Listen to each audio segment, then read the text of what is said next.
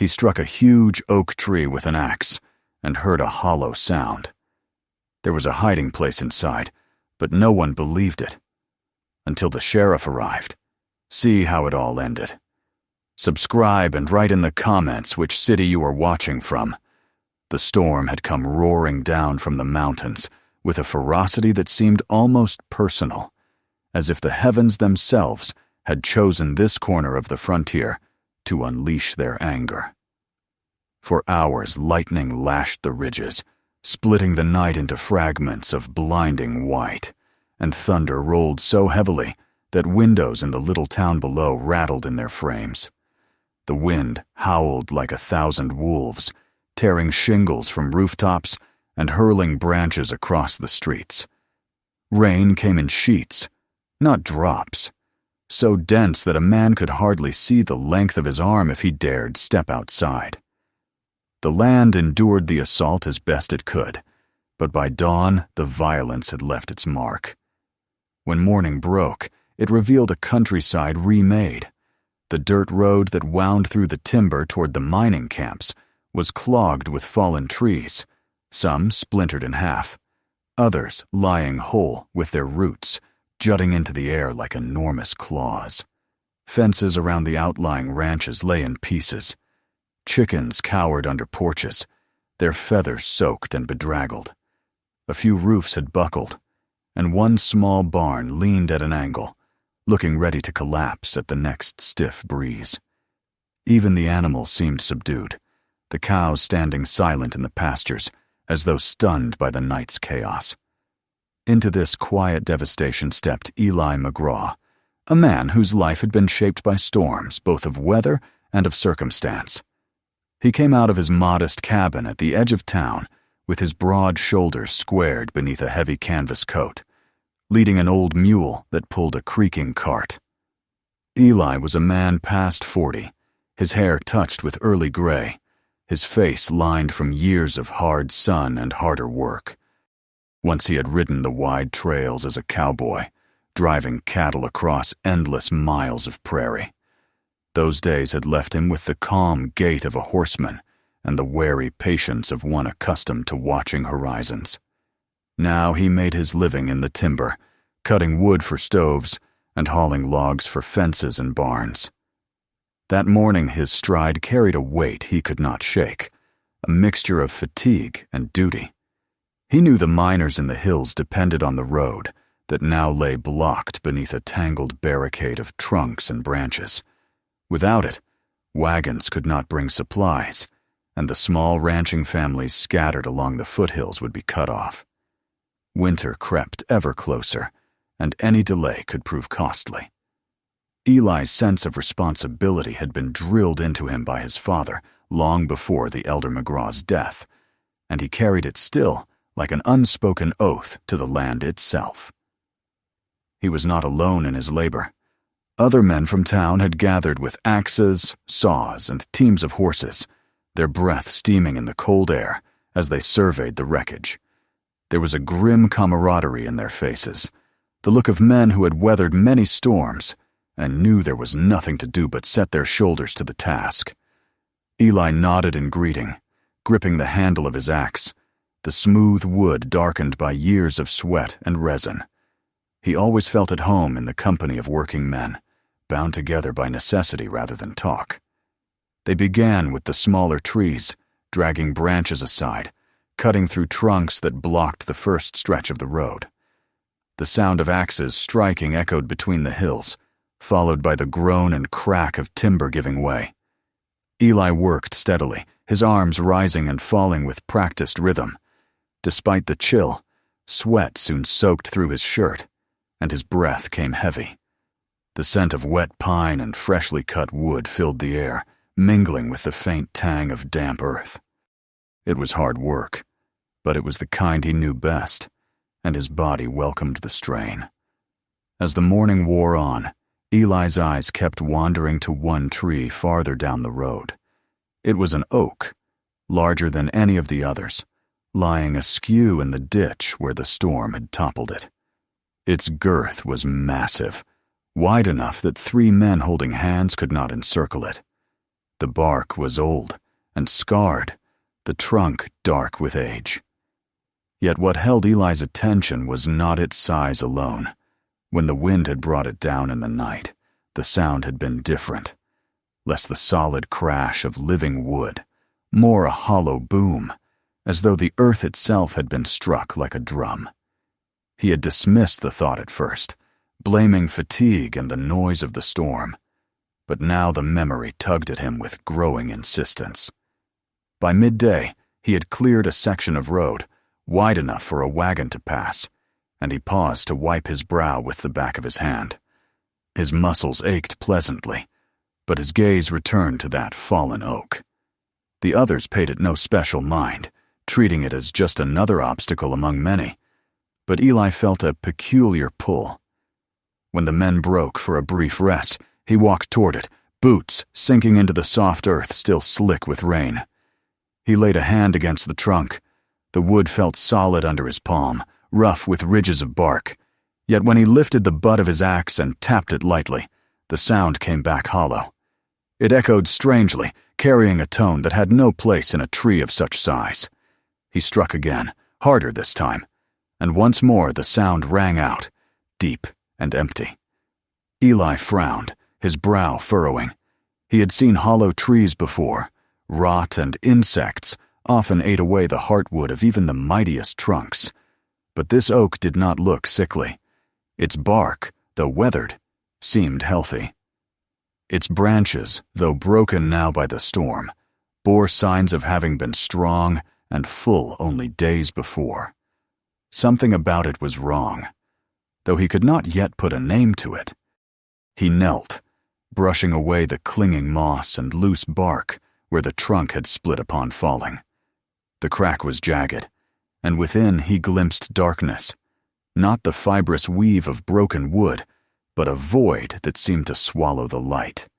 He leaned closer, trying to see, but the angle offered only shadow. A faint, dry scent rose from the opening, unlike the sweet tang of fresh timber, more like dust long undisturbed. A prickle ran along the back of his neck. He told himself it was foolishness, that a hollow oak was nothing to be feared. Yet he could not shake the feeling that the tree was watching him, or rather, that it concealed something meant to stay hidden. The forest was full of secrets. He had learned that lesson as a boy. Caves where bears denned, gullies where snakes gathered, streams that vanished into underground channels. But a tree like this, fallen yet still defiant in its mystery, was different. Shouts from the other men drew him back. They had resumed work farther along, the ring of axes calling him to return. Eli stood, brushing dirt from his knees, and forced himself to walk away. He could not spend the day brooding over one peculiar oak when so much road remained to clear. Yet as he lifted his axe once more and joined in the rhythm of the others, his thoughts kept circling back.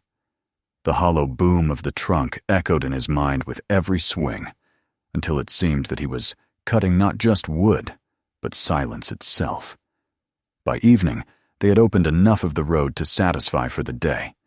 The men loaded their tools onto wagons and mounted horses for the ride home. Eli lingered a moment longer, gazing down the road at the massive oak lying in the ditch.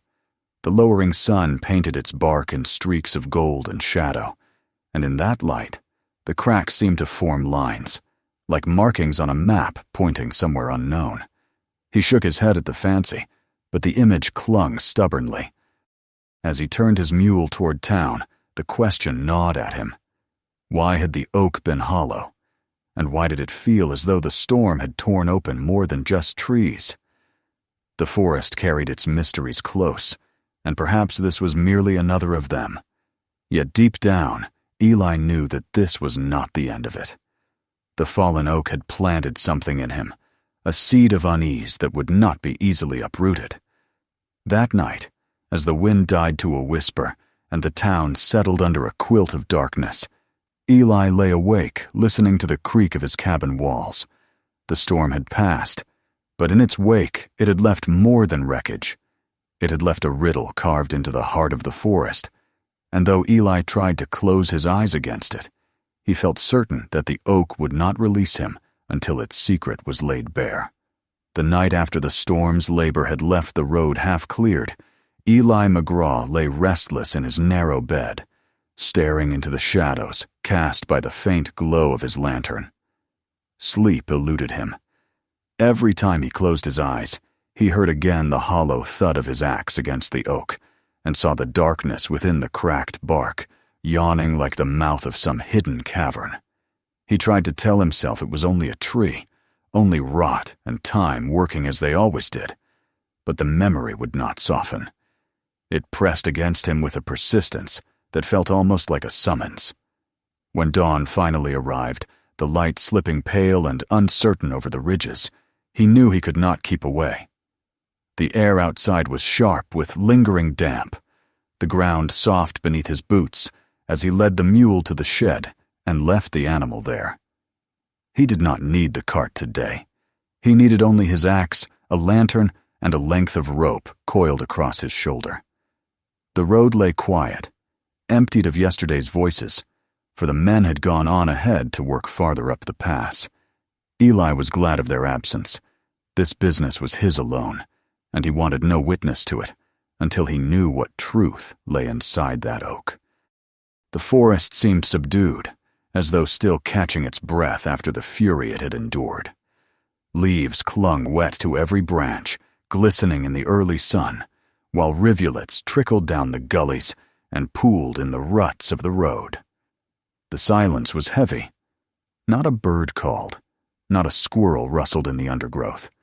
Eli felt the weight of the stillness pressing on his ears, and it made his steps sound louder than they should, each crunch of boot on damp soil an intrusion. When at last he reached the fallen oak, it lay exactly as he had left it, sprawled across the ditch like the carcass of some slain beast.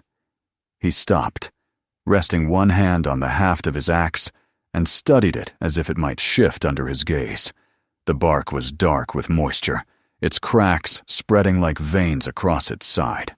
He approached slowly, each step measured, until he stood before the widest split. Kneeling, he brushed away the bark that had flaked loose overnight. Beneath, the inner surface crumbled at his touch, fragile as dry clay. He pried off more, revealing the darkness within, and the same faint smell of dust rose to his nostrils, unnatural in a tree so recently alive. With a grunt, Eli set his axe to the wood, widening the fracture with deliberate care. Chips and powder flew, not the rich golden shavings of healthy timber, but pale gray fragments that reminded him of ash. The ease with which the steel bit into the trunk unsettled him. It was as though the heart of the oak had been eaten away not by time, but by hands intent on hollowing it. The more he cut, the wider the opening grew, until he could press his lantern within and see what lay beyond. The flame cast its glow down a narrow tunnel, the walls unnervingly smooth, bearing long parallel marks that ran the length of the cavity. Eli leaned closer, his breath catching. These were not the jagged tears of decay. They were lines made by intent, scraped clean and even. He reached in with a gloved hand, fingers brushing against the polished wood. The sensation confirmed what his eyes already told him. This had been worked by tools, not carved by nature. He pulled back and sat on his heels, staring into the darkness. His pulse was quickened, his body taut as if bracing against something unseen. For a moment he considered leaving it alone, walking away and letting the oak keep its secret. But the thought lasted only as long as it took for him to remember the silence of the forest, the way it had felt wrong, and the knowledge that something hidden here might mean danger, not just for him, but for anyone who called these hills home. With a steadying breath, he set down his axe and reached again into the hollow, probing among the debris at its base. His fingers brushed against something coarse. He drew it out, and in his hand lay a length of rope, frayed and stiff with age. The fibers broke apart easily, crumbling where they had rotted. But there was no mistaking what it was. Rope did not grow inside trees. Someone had left it here. He placed it on the ground beside him and returned to the hollow, lantern held low, searching farther. Soon he uncovered another object, a scrap of cloth wedged into a crevice. The fabric was damp and discolored, torn along the edges. The original hue faded beyond recognition. He turned it over, feeling the weight of its presence more than its actual heft. It was evidence, mute and undeniable, that this oak had once sheltered men rather than insects or decay. Then, as he shifted the lantern, the light caught the dull gleam of metal. Half buried in brittle fragments, a small tin can lay wedged in the hollow. Eli tugged it free, flakes of rust falling away at his touch. He shook it gently and heard the dry rattle of something within. Setting it down beside the rope and cloth, he studied it in silence. His chest felt tight, his thoughts racing with questions he had no words for. But the oak had not finished yielding its secrets. Deeper within, he saw the faint outline of paper, curled and stiff from damp. He reached carefully and drew out a folded map, yellowed with age and stained dark in places where moisture had seeped. The ink was faded, but legible, a hand-drawn chart of the surrounding hills and valleys. Circles marked certain spots, none near the town or ranches, but deep in the wilderness where few men had reason to go. He stared at it for a long time, the lines blurring as unease rose within him. This was no child's scrawl nor idle sketch. It was a record, a guide, perhaps a key to other secrets hidden in the woods. Eli placed the map with the rest of the items, his hands trembling despite the chill. He sat back against the trunk, listening to the forest. The silence pressed in heavier now, as though every tree leaned closer to witness what he had uncovered. He thought of the stories whispered in town, of cattle vanishing from ranches, of snares found in the gullies, of hunters who claimed to hear movement in the night beyond the light of their fires. He had dismissed most of it as rumor, but now the evidence lay at his feet. The oak had been hollowed not by nature, but by men, and men had left their mark in the form of rope, cloth, tin, and map. The weight of responsibility settled on him. He was no lawman, no sheriff to chase down criminals. He was only a woodcutter, a man who had once driven cattle and now swung an axe for his living. Yet he could not ignore what he had found. To leave it was to allow whatever scheme lay behind it to continue unchecked. And yet, to speak of it was to draw himself into dangers he had no wish for. The men who carved this hollow, who hid these things, were not likely to forgive discovery. He stared once more into the hollow heart of the oak, the lantern's flame flickering against its smooth walls. The marks of tools gleamed faintly, lines of deliberate effort that told a story of patience and purpose. Eli felt as though he had stumbled into a conversation he was never meant to hear, a secret exchange whispered in the dark. The tree, once a living sentinel of the forest, had been turned into something else entirely, a vault, a hiding place, a witness to deeds unknown. At length he gathered the items and placed them back where he had found them. His instincts told him not to carry them away. Not yet. Better to leave them hidden until he decided what must be done. He extinguished the lantern and sat for a moment longer in the dim daylight that filtered through the trees, his heart heavy. The oak loomed above him, broken yet defiant, its secret now shared. When he finally rose and walked back toward the road, the forest seemed to close around him in silence once more. His boots pressed into the damp earth, leaving tracks that would soon fade. Behind him, the oak lay still, its hollow heart filled with shadows and remnants. Ahead, the world awaited his choice. He carried with him not just the memory of rope, cloth, tin, and map, but the knowledge that the hills held mysteries carved by human hands, mysteries that now reached into his own life. That evening, when Eli sat by the small fire in his cabin, the crackle of burning wood did nothing to ease the weight on his mind. The storm had torn down trees and fences, but it had also uncovered something far more unsettling. He stared into the flames, his jaw tight, knowing that his life had been altered in a way as irrevocable as the fallen oak. He could no longer think of the forest as he once had, a place of familiar rhythms and honest labor. Now he knew it hid secrets, secrets that had chosen him to bear witness. And though he tried to steel himself against it, Eli understood deep within that the hollow oak was not the end of the matter.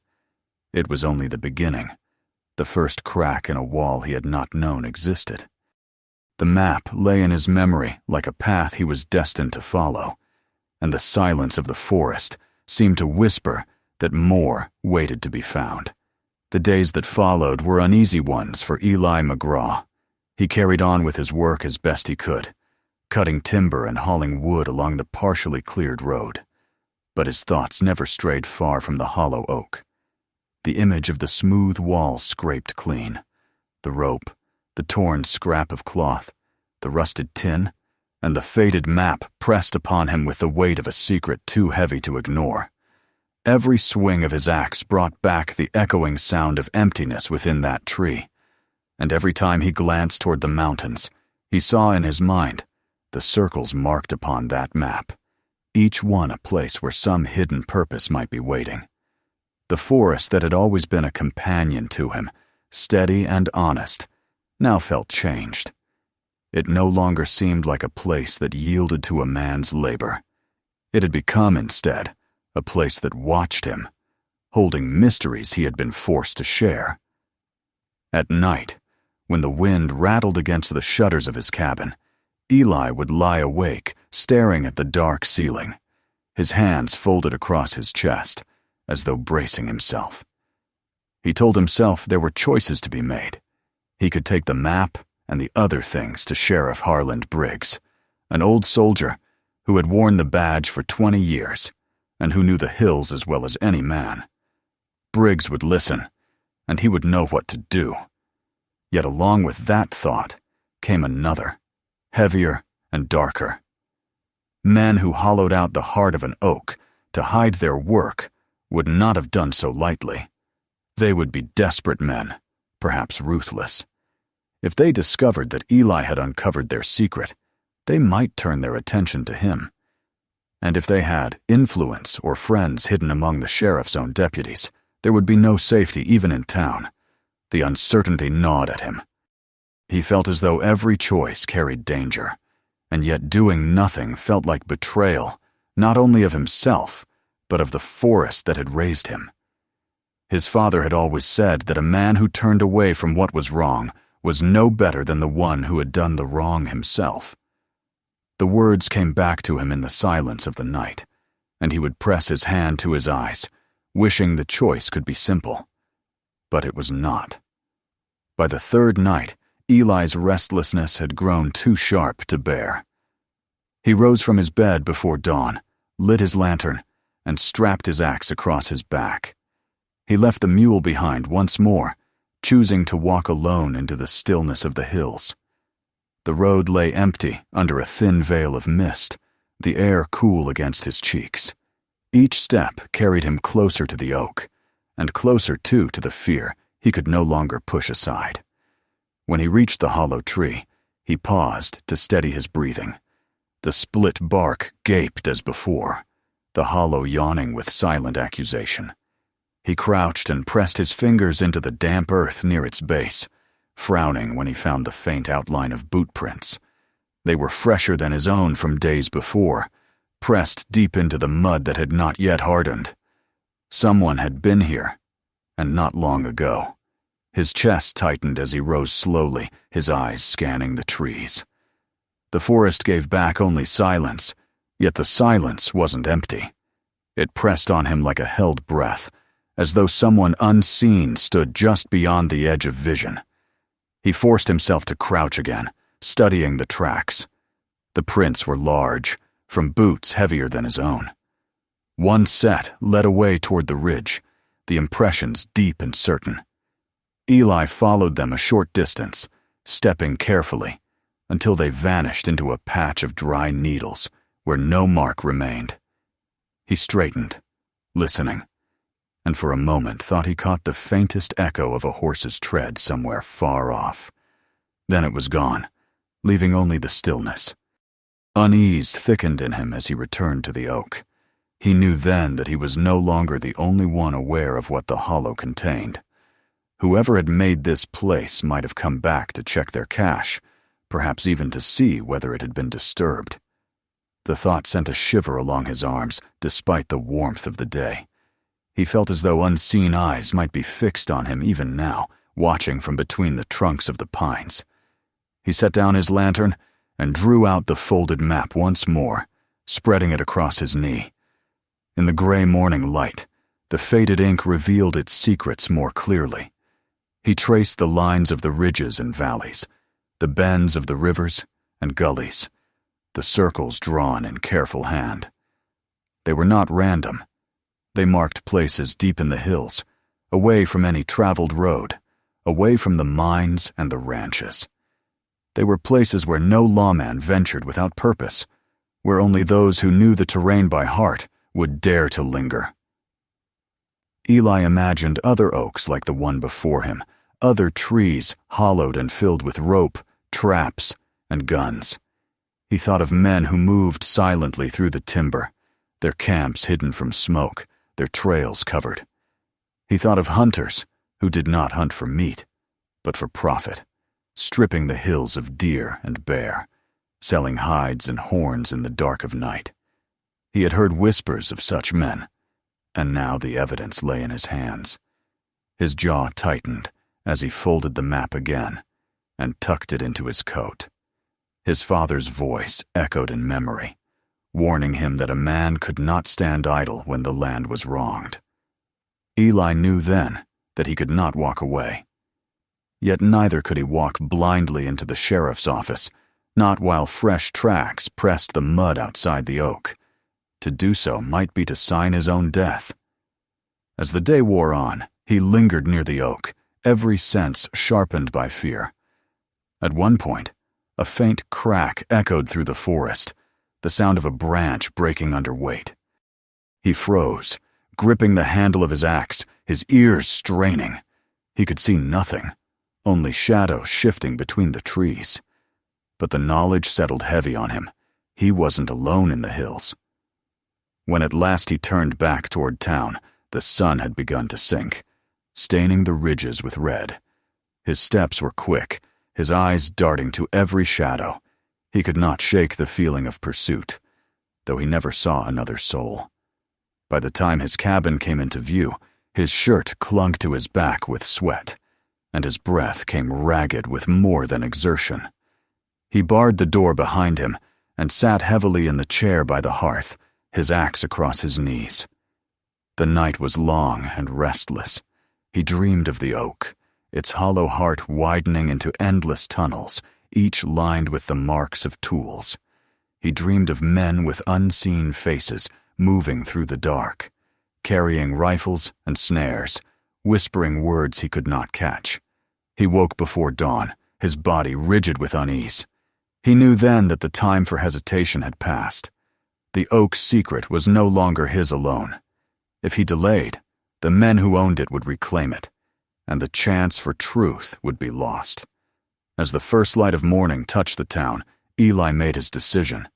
He would go to the sheriff, but not empty-handed. He would bring the map, the tin, the rope, and the cloth, and he would lay them before Briggs as proof. The danger might be great, but silence was no longer an option. The land had spoken to him through the hollow oak, and he could not refuse its call. Yet even as he prepared, a chill followed him, whispering that he was already too late, that the men of the hills had marked him. The forest beyond his window seemed darker than it should, the shadows thicker. and as he set out on the road once more, carrying the weight of his choice, he knew that danger was no longer a distant possibility. It was near, waiting for him among the ridges, crouched in the silence of the trees. The morning after Eli resolved to bring his discovery into the hands of the law, he rose with a heaviness in his chest that made every movement deliberate. The unease that had clung to him through the night had not lifted, but rather settled deeper, as if warning him of the danger he was about to step into. His hands were steady as he gathered the proof of what he had found: the frayed rope, the scrap of cloth, the rusted tin, and most importantly the map, folded carefully and tucked inside his coat. He had lived most of his life in these hills, working them with respect, believing he knew them, but the oak had taught him otherwise. There were shadows in the forest that no man could ignore, and he felt compelled, however unwillingly, to shine a light into them. The sheriff's office was a squat building of timber and stone near the center of town. Sheriff Harland Briggs stood outside, his gray mustache bristling as he surveyed the quiet street, his broad frame filling his long coat. He was a man respected and feared in equal measure, one who had seen more violence than he ever cared to speak of. Eli approached, carrying his burden not only in his hands, but in the stoop of his shoulders. When Briggs's eyes fell upon the items Eli laid before him, something in his expression shifted. He examined the rope and cloth with a practiced calm, but when his fingers brushed the map, his gaze sharpened. He asked few questions, but his silence carried weight, and when Eli explained in low, steady tones how he had found them in the heart of a hollow oak, the sheriff only nodded. Before noon, word had spread among a select few, and by afternoon, a small group had gathered: the sheriff, his deputy, and 2 men from the forestry service who knew the terrain. Eli went with them, guiding their way back into the hills. The forest received them with the same unnerving silence that had haunted him for days. When they reached the oak, Briggs crouched beside the hollow, running his hand along the unnaturally smooth walls within. He muttered under his breath, not to Eli, but to himself, that this was no work of rot. The others agreed. The evidence was plain. Men had made this, and men had used it. The sheriff studied the map, his weathered finger tracing the inked circles. He spoke of reports, of hunters gone missing, of traps found deep in the hills, where no rancher had reason to set them. For years there had been suspicion, but no proof. Now proof lay before them. Briggs gave his orders with the sharpness of a man long waiting for such a chance. They would ride that very night, following the marks, and they would see what else the forest had been forced to shelter. The ride was long and tense. The moon rose high, casting silver light over the ridges, and the forest whispered with every shifting branch. Eli rode beside the sheriff, his axe strapped across his back, his heart steady but heavy. He had not sought this role, yet here he was, drawn into a fight that was larger than himself. By dawn, they reached the first circle marked on the map. What they found turned their unease to certainty.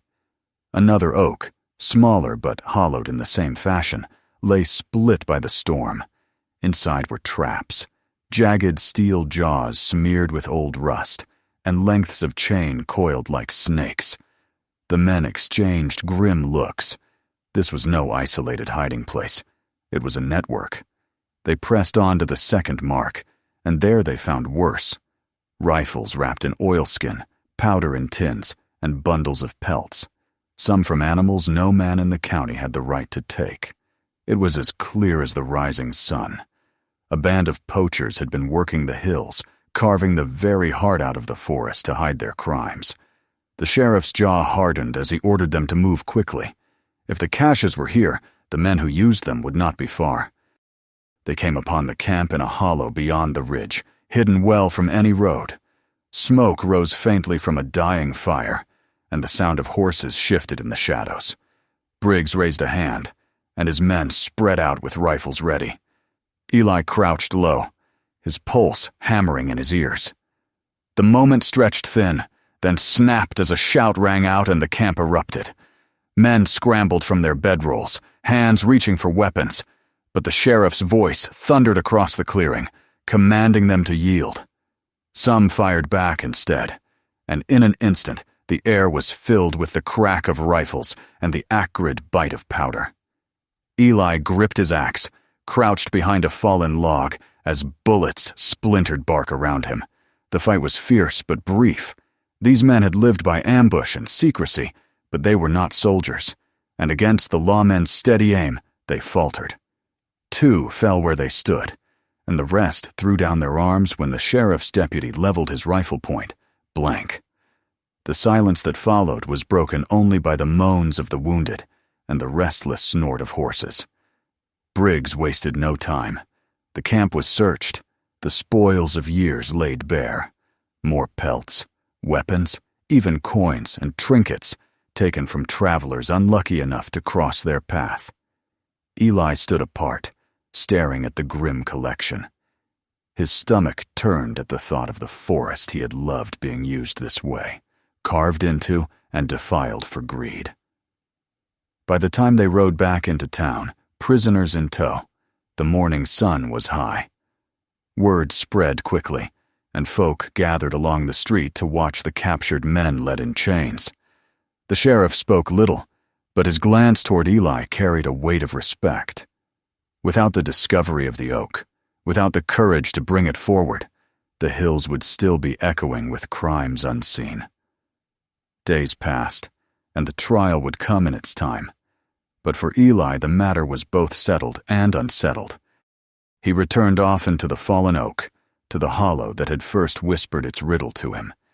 It lay decaying now, the brittle shell collapsing slowly, yet still it seemed to loom with presence. He would run his hand along the rough bark, feeling both sorrow and relief. Sorrow that men had scarred the land so deeply, and relief that those scars had at last been brought into the light. The forest no longer felt quite the same. Where once it had been companion and home, now it seemed also a place of hidden things, secrets carved into trunks and buried under roots. Yet Eli did not turn from it. He worked as he always had, his axe rising and falling, his boots carrying him along familiar paths. But he listened more closely now, tapping trunks with the butt of his axe, waiting for the hollow thud that might betray another secret. The habit stayed with him, a reminder that even the strongest trees could be hollow within, and that vigilance was the duty of any man who claimed to love the land. In quiet moments, sitting at his fire, he thought back to the first day he heard that strange sound in the storm's aftermath. He wondered what might have happened had he walked away, convincing himself it was nothing. Perhaps the band would still be out there, their caches hidden, their crimes unchecked.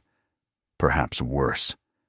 He shivered at the thought and felt a sober pride that he had not turned aside. The oak itself became a kind of grave marker, not for the men who had used it, but for the truth it had held. With every season it collapsed further, until it was little more than fragments strewn across the ditch. Yet for Eli it remained vivid, a memory etched as deeply as the grooves in its hollow heart. The forest was not only a place of labor and shelter, it was a keeper of stories, some told in the whisper of leaves, others carved in secret by men's hands. Eli carried that knowledge with him always. He did not seek fame, and he shunned the curious questions of those who came to ask him about the discovery. To them, it was a tale of adventure, of cunning poachers and brave lawmen. But to Eli, it was simpler and heavier. It was a reminder that the land itself could speak, if only a man was willing to listen. He had listened, and in listening, he had found more than he had bargained for. And so the years stretched forward, the memory of the storm and the hollow oak lingering in him like a scar. He would pass through the hills, hearing the rustle of branches and the creak of trees, and always his mind returned to that sound, the hollow echo that had set everything in motion. It was a sound that had changed his life, one that bound him more tightly to the forest than ever before. For in its emptiness, he had found both danger and truth, and in truth, a kind of peace. Don't forget to subscribe so you never miss the next story. Take a moment to watch our other videos for more powerful tales still to come. And please, share this video with your friends and family.